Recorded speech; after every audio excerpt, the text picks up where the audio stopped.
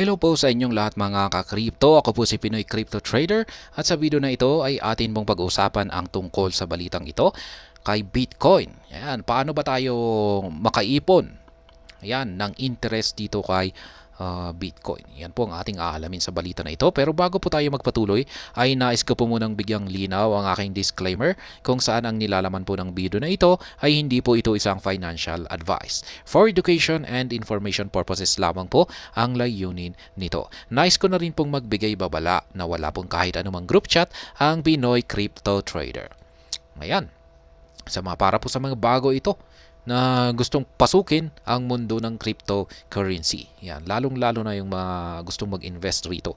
Yan, at paano nga ba tayo nakaka-earn ng interest dito kay Bitcoin? Yan, how to earn interest on Bitcoin. Yan po ang ating alamin ngayon. Yan, kung ano ang sabi rito.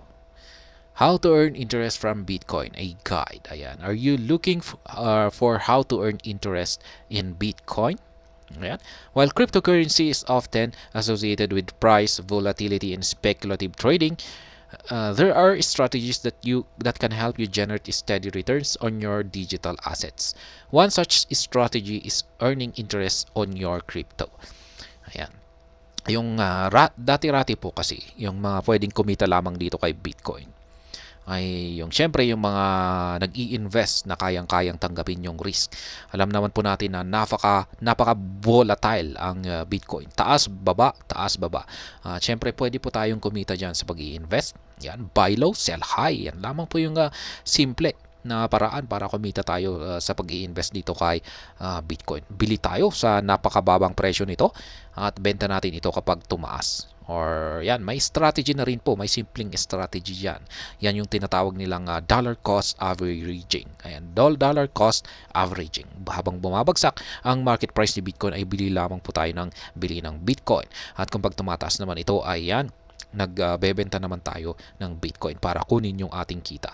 Maliban dyan ay maliban sa pagiging investor ay ang mga traders na rin. Yan, kung magaling po tayo sa pagde-trade, yan, magaling tayong mag-analyze sa direction ng market price ni Bitcoin, ay pwede na rin po tayong kumita dyan. Yan po yung tinatawag nilang speculative trading. Yan, kung magaling po tayo para po ito sa mga magagaling na mag-analyze. Yan, at talagang marami po ang nagiging milyonaryo dito dahil sa basta meron silang skill na sa pagti-trade. Yan, kaya kung nakita natin, in-analyze natin ang isang chart at alam natin na sa susunod na araw ay tataas si Bitcoin, and magbubukas lamang tayo ng long entry position dito kay Bitcoin.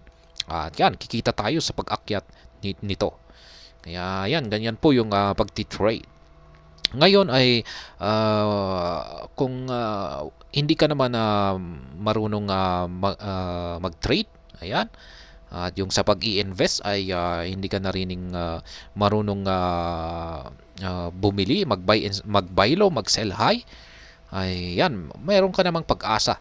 Yan, kung saan ay kung ang kaya mo lang gawin ay i-hold si Bitcoin, yan, ng long term, ayan, yung hindi mo yan bibitawan, ay ayan, pwede po tayong kumita rito sa kanyang interest. Yan, pwede po tayong kumita sa pamamagitan ng interest nito. Kasi meron po talagang mga ganyan, yung mga tinatawag nilang Bitcoin maximalist. Yung mga talagang kung pag nakabili sila ng Bitcoin ay hahawakan nila ito ng walang hangganan. Yan, nandyan na yan, hawak nila yan. Ayan, hindi nila yan ibebenta. Talagang tuloy-tuloy lamang sila sa pag-accumulate ng kanilang Bitcoin. Maski tumaas ito, maski na doble na yung kanilang investment or na triple or siguro higit pa, ay kakawakan pa rin nila yan. Hindi nila ito ibebenta. Hindi sila magti-take profit. Yan. At kung yan, yung mga ganyang klaseng tao ay yan, may magandang opportunity po para sa kanila. Yan, para kumita ng interest dito. Yan, sa pag-hold ng kay Bitcoin. By utilizing crypto lending platforms and crypto savings account, you can earn a higher interest rate on your investment compared to traditional savings account. Yan na nga. Ito po, may mga nagsilabasan ng mga crypto lending platforms, ayan, at saka mga crypto saving accounts. Dito po natin, yan, yung crypto lending platforms ay ipapahiram po natin yung ating Bitcoin, ayan, sa mga traders, yan, at gagamitin po nila yung ating Bitcoin, pero yan, syempre kailangan nilang magbayad kasi utang po ito. Parang uutangin po nila yung Bitcoin mo. Ayan. Pero yung platform naman ay syempre ito yung parang insurance. Mag-i-insure na talagang ibabalik po nila yung pinahiram mo na Bitcoin at kasama na rin yung interest nito. Ayan. Ganun din po dito sa mga crypto savings account. Ganyan na rin po. Kaya mas maganda po yan. Mataas po yung mga interest rate nito kumpara sa ilalagay mo yung pera mo lamang sa mga traditional savings account. In this comprehensive guide, we will explore how to earn interest on Bitcoin, the various methods and platforms that can help you earn the highest interest rate on your crypto. Ayan, paano nga ba? Ayan, buy crypto and earn interest. Let's you buy crypto and instantly start earning up to 15%. Ayan, masasabi kong mataas na po yan, 15%.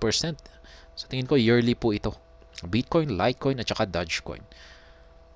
Understanding crypto savings account. Crypto savings accounts are popular option for investors looking to earn passive income on their crypto holdings. Yan po ang maganda rito, passive income. Kung pag passive income, sinabi nating passive income, ay wala po tayong kailangan gawin rito. Ang kailangan lamang natin ay ang ilagay lamang natin yung ating crypto holdings sa ating crypto savings account. Ayan, at nanganganak na po yung ito ng interest or kita. Kaya passive income, maski nakatulog po tayo, yan, maski tulog po tayo ay tuloy-tuloy pa rin na kumikita yung ating crypto savings account. These accounts work similarly to traditional savings account offered by banks. Ayan, parehong-pareho na rin po ito sa savings account ng mga bangko. But instead of earning low interest rate, you can earn higher interest rate on your crypto. Yan, yun nga lang, yung mga bangko ay talagang sobrang liit yung kanilang ibinibigay sa atin na interest rate or yung ating kinikita rito. Yan, kumpara dito sa crypto savings account. Kaya yan, mas maganda po talaga ang crypto savings account. The interest rates offered by crypto savings account can vary depending on the platform and the cryptocurrency you deposit. Yan, nakadepende po yung interest rate na makukuha natin. Yan sa mga platform na nag-o-offer ng crypto savings account. Siyempre yung type na rin ng cryptocurrency na ating gagamitin, yan, na i-deposit sa or i-lend or ilalagay dito sa ating savings account. Kaya yan, nandyan, kasama po si Bitcoin dyan. Marami po. Yan, pagdating po sa mga crypto savings account na mga platform ay hindi lamang po si Bitcoin yung available na cryptocurrency. Marami po yan. Ayan, choosing the right crypto savings account. Yan, paano nga ba natin pipiliin yung tamang crypto savings account? When choosing a crypto saving account, there are a few factors to consider. First, you'll want to look for a platform that offers a high interest rate on your crypto deposits. Yan, syempre, kung gusto mong mag-save, ayun, kumita ng interest sa iyong Bitcoin, ay syempre hanapin mo na yung platform na nagbabayad or nagbibigay ng mataas na interest rate. Some platforms may offer tiered interest rates based on the amount of crypto you deposit. So it's important to compare rates and find the best option for your investment. Ayan, mayroon pong mga tinatawag mga platform yan na nag-offer ng tiered interest rates based on the amount of crypto that you deposit, yan, or yung hawak mo, tulad na lamang ni Binance, tiered interest po siya. Yan, sa tingin ko yung natatandaan ko, yan, kay USDT, yan, kay USDT yata yan, ay sa tingin ko kung pag lumagpas ka ng $500 ay medyo liliit yung interest rate na makukuha mo. Ganyan po yung tiered interest rate. Kaya ayan, hanapin mo na lang, mamili ka yung kaya talagang kailangan mo na ring mag-research at hanapin mo yung best option para sa iyong investment. Second, yan, you'll want to consider the security and reputation of the platform. Look for platforms that have a strong track record and positive user reviews. Yan na nga. Yung pangalawa rito ay kailangan po nating i-research yung reputation po ng platform na nag-o-offer ng crypto savings account. Yan, tignan po natin kung marami pong mga users ang nagsasabi na maganda ito. Yan, syempre yung kanyang security. Check po natin na kung ito ba ay may history ba siya sa kanya na ito ay na-hack. Yan. Kaya yan na rin, i-check po natin yan. Kasi yan po yung parang magiging basihan natin kung tayo ay magtitiwala. Kasi ibibigay po natin yung ating tiwala sa kanila. Ibibigay po natin yung ating crypto yan sa kanilang platform. Ilalagay po natin yan at kailangan po natin na magtiwala sa kanila na ligtas yung ating crypto sa kanilang platform. Yan, napakahalaga po nito. It is also important to ensure that the platform has robust security measures in place to protect your funds. Yan. Dapat matindi po yung kanilang security measures. Kasi yung pag pinasok po yan ng hacker at inubos lahat ng funds dito, ay yan, wala na rin. Wala nang mawawala na yung linagay mo rito. Yan na nga yung risk, yung nakakatakot na risk. Lastly, consider the flexibility of the platform. Some platforms may have minimum lock-up periods or withdrawal restrictions. So make sure to read the terms and conditions before depositing your crypto. Ayan na nga. I-check natin yung flexibility. Ito po yung parang mga options ng platform. Options tulad ng yung kanyang lock-up periods or withdrawal restrictions. Yan, tulad ng yung lock-up periods na ito ay kung pag pinasok mo ito sa iyong savings account ay hindi mo po ito pwedeng ilabas ng kahit anong oras or araw na gusto mo. Meron silang merong lock-up period na ito kung saan ay pwede mo lamang itong mailabas sa isang takdang araw or petsa.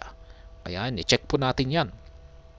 Kasi kung pag hindi natin alam ay maiipit po yung ating crypto dito.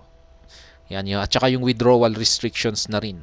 Yan, mayroong mga platform na kung pag linagay natin dito yung ating crypto sa platform ay hindi po natin ito pwedeng ma-withdraw ng yan, pwedeng umabot ng ilang araw, buwan.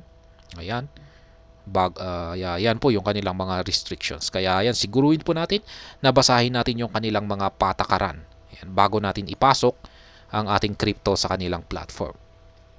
Yan po yung mga kailangan, mga mahalagang bagay na dapat nating alamin bago tayo maglagay ng ating crypto sa isang crypto savings account. Yan, top crypto savings account. Here are a few of the top crypto savings account that offer competitive interest rates. Yan. Ito po yung mga kilala na mga savings account na nag-offer daw po ng magagandang interest rates. Yan. Number 1 ay syempre nandyan na si Ituro. Kilalang kilala ito ng lahat. Yan. Lahat po ng mga matatagal na rito ay si Ituro po talaga. Yan, matagal na rin kasi ito sa mundo ng yan, hindi lamang po crypto. Meron na rin po siyang stocks, ayan, forex. Ayan, isang lumang platform po ito. Kaya yan, siya ganyan siguro dahil sa kanyang track record. Yan, matagal na siya nag-ooperate. Ay yan po siguro yung naging dahilan kung bakit napaka-reputable nito. At siya ay naging number 1. Number 2 ay si Uphold. Ayan. Check na rin po ninyo si Uphold. Problema lamang po kasi kay Uphold ay marami po itong restrictions. Hindi po ito pwede sa tingin ko ay hindi po ito pwede sa ating bansa. Hindi po nila sinusuportahan ang bansang Pilipinas. Ayan. Kaya yan po, pagdating pa lamang sa restrictions na yan ay masasabi kong hindi na po tayo pwede kay Uphold. Yan. Crypto.com. Ayan. At saka si BlockFi. Ayan. Exploring crypto lending platforms. Ito naman yung mga lending. Ayan. Crypto lending platforms offer another avenue for earning interest on your crypto. These platforms allows you to lend out your crypto to borrowers and earn interest on your loan. The interest rates offered by crypto lending platforms can be higher than those offered by traditional savings account, making them an attractive option for investors. Yan, ito naman po yung mga lending, mga nagpapahiram. Papahiram mo yung Bitcoin mo, tapos yan, nagkikita yan ng interest. How crypto lending works. Yan, ito ba? Ito yung kung paano nga ba gumagana or paano ba yung yan, pa-lending na ito. When you lend out your crypto on a lending platform, you are essentially acting as a lender and providing liquidity to borrowers. Ayan. Ikaw ay nagpro-provide ng liquidity. The borrowers may use the borrowed funds for various purposes such as margin trading or funding their own crypto projects. In return for lending out your crypto, you earn interest on the loan. Yan na nga. Yung kung pag magpapahiram ka, syempre, yung ipapahiram mong crypto sa isang borrower ay pwede po nila itong gamitin sa yan, sa lahat po ng kanilang kung ano man yan, yung kanilang paggagamitan. Ayan po. Pero wala na tayong pakialam kung saan nila ito gagamitin. Basta ang importante para sa atin ay babayaran nila yung interest yan sa kanilang loan. Kaya yan. The interest rates offered by crypto lending platforms can vary depending on the platform, the cryptocurrency you lend, and the duration of the loan. Yan po. Nakadepende po yung interest rate natin depende sa platform kasi may kukunin rin po yung platform diyan. May percentage po na commission po sila diyan. Kasi sila po yung nagsisilbi na middleman. Yan. Ayan, yung cryptocurrency na rin na pinapahiram natin, depende na rin po 'yan. Merong mataas na cryptocurrency, may mataas ang interest nito. At meron na rin yung mababa, kaya nakadepende na rin sa cryptocurrency. At syempre yung duration ng loan. Kung pag mas matagal na hihiramin ito, ay syempre mas mataas yung interest rate nito. Some platforms may offer fixed interest rates for a specific loan term, while others may offer variable interest rates that change over time. Yan. Kaya isa na rin po itong kailangan nating tignan. May mga platform na fixed po yung kanilang interest rates. At meron din pong mga platform na pabago-bago yung kanilang interest rates. Yan, biglang hindi po maganda yung ganito. Yung para sa akin ay hindi po maganda yung nagbabago. Yan, pwedeng mataas ngayon, tapos bukas ay biglang bumaba. Kaya para sa akin mas maganda po yung fixed interest rate kasi mas magkakaroon tayo ng estimate sa pwede nating kitain sa yan dito sa pagli-lend. Top crypto lending platforms. Yan, ito naman po yung mga kilalang mga lending platforms. Yan po si Nexo, Celsius Network, yan Celsius Network, si BlockFi at saka si Aave. Yan po. Pros and cons of earning interest from crypto. Yan, syempre may maganda at may hindi maganda na mga bagay yan sa pagdating dito sa pag-earn ng interest sa mga crypto natin.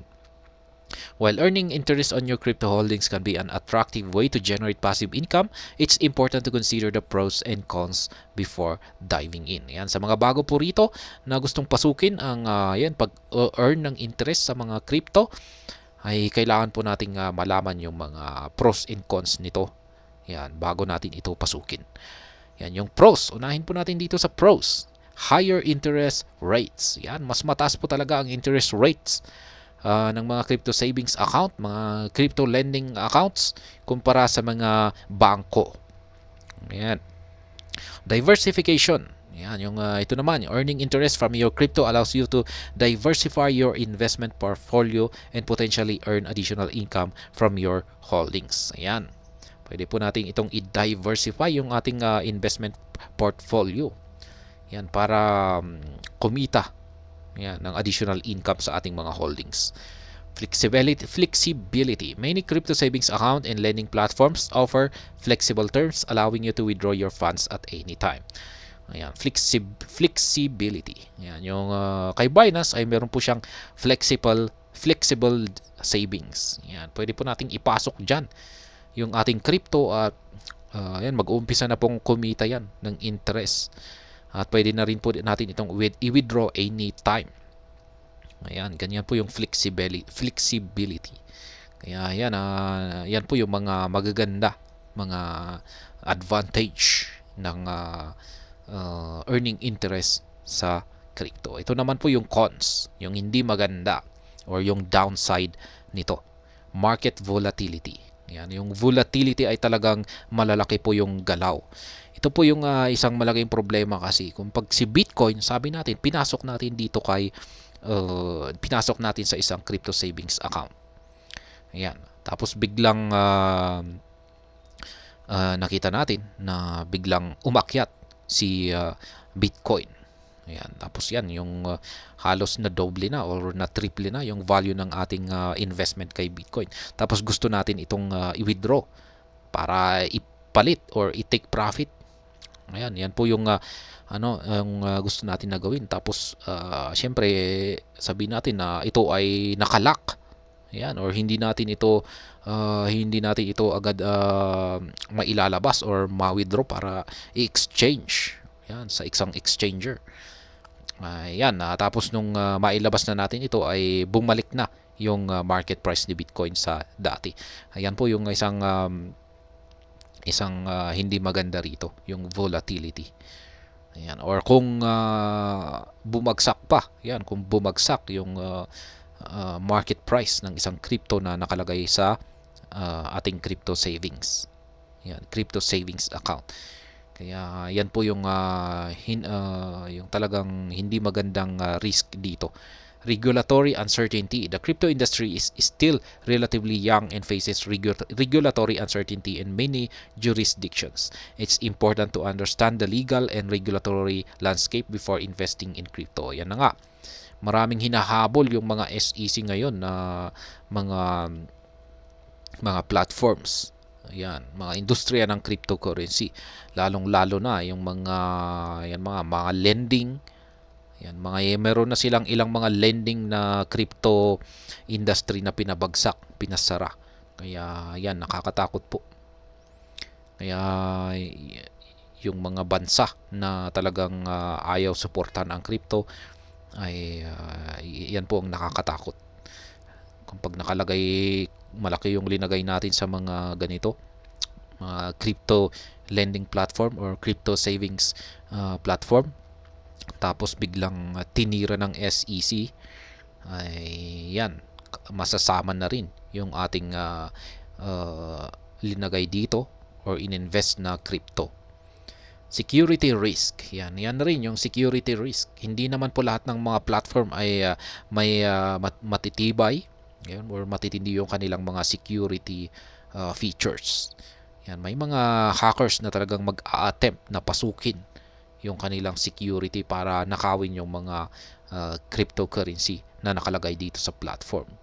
Yan, meron na rin po tayong mga ilang ganyang mga pangyayari, mga platforms na napasok ng mga hackers. Kinuha nila, ninakaw nila lahat ng mga funds ng mga users, mga clients. Nagdulot po ito ng pagbagsak, yan, nag-collapse. Yan, dahil siyempre kukunin mo lahat ng funds ng isang platform. Ayan, ay siyempre babagsak yan. Yan, marami na rin pong ganyan na lumabas na balita. Kaya yan yung mga cons yan pagdating dito sa earning interest ng crypto. Yan, conclusion, how to earn interest on Bitcoin. In conclusion, earning the highest interest rate on your crypto can be a rewarding strategy for generating passive income. Yan, napakaganda po talaga ang mag-earn ng interest rate kasi gaya nga ng aking sinabi kanina ay maski tulog ka ay kumikita ka rito. By utilizing crypto savings account and lending platforms, you can maximize the returns on your investments. However, it is important to understand the risks associated with investing in crypto and choose reputable platforms that prioritize security and regulatory compliance. Yan na nga. Maski ganito po kaganda ang pag-earn ng interest dito kay Bitcoin at sa ibang mga cryptocurrencies ay kailangan na rin po nating talagang piliin yung talagang magandang platform. Ayan. Kasi nakasalalay na rin po rito yung mga risk yan sa platform na pipiliin at gagamitin natin. Ayan, with careful research and risk management, earning interest on your crypto holdings can be a valuable addition to your investment portfolio. Ayan na nga. Ang tanging nating magagawa rito ay talagang kailangan nating mag-research. Ayan, at syempre, dapat kailangan meron tayong risk management. Kaya yan, para magkaroon tayo ng para talagang ma-take advantage natin ang pag-earn ng interest dito kay Bitcoin or sa mga cryptocurrencies na gusto nating kumita yan sa kumita ng interest nito. Kaya yan. Yan po ang mundo ng cryptocurrency, napakaganda. Ayan. Maganda po ito basta alam natin yung ating ginagawa. Ay talagang makaka makakaipon talaga tayo rito or kikita talaga tayo rito.